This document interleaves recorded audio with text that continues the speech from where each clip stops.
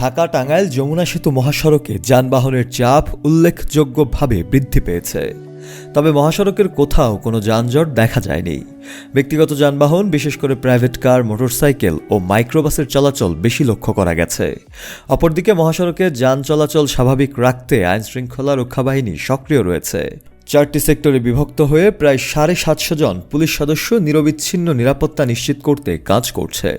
যমুনা সেতু কর্তৃপক্ষের তথ্য অনুযায়ী সোমবার 24 মার্চ রাত 12টা থেকে মঙ্গলবার 25 মার্চ রাত 12টা পর্যন্ত এই 24 ঘন্টায় মোট 29,233টি যানবাহন পারাপার হয়েছে।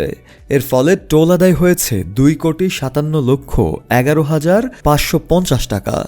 এর আগের দিন অর্থাৎ রোববার 23 মার্চ রাত 12টা থেকে সোমবার 24 মার্চ রাত 12টা পর্যন্ত 24,097টি যানবাহন সেতু পার হয়েছিল।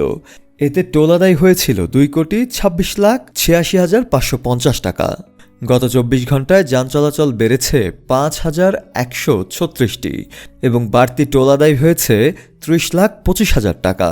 বাংলাদেশ সেতু কর্তৃপক্ষের যমুনা সেতু সাইট অফিসের নির্বাহী প্রকৌশলী আহসানুল কবির পাভেল জানান, আসন্ন ঈদ উল ফিতরের কারণে মহাসড়কে যানবাহনের চাপ ধীরে ধীরে বাড়ছে।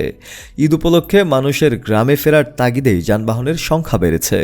তিনি আরও জানান, যানবাহনের সংখ্যা আরও বাড়লে টোল আদায় প্রক্রিয়া দ্রুত ও নির্বিঘ্ন করতে 18টি টুল বুথ চালু রাখা হবে। ইতিমধ্যে যাত্রী ও চালকদের সুবিধার জন্য প্রশাসনের পক্ষ থেকে অতিরিক্ত নজরদারি এবং ট্রাফিক ব্যবস্থাপনা জোরদার করা হয়েছে। শফিউল মাওলা, কালের কণ্ঠ।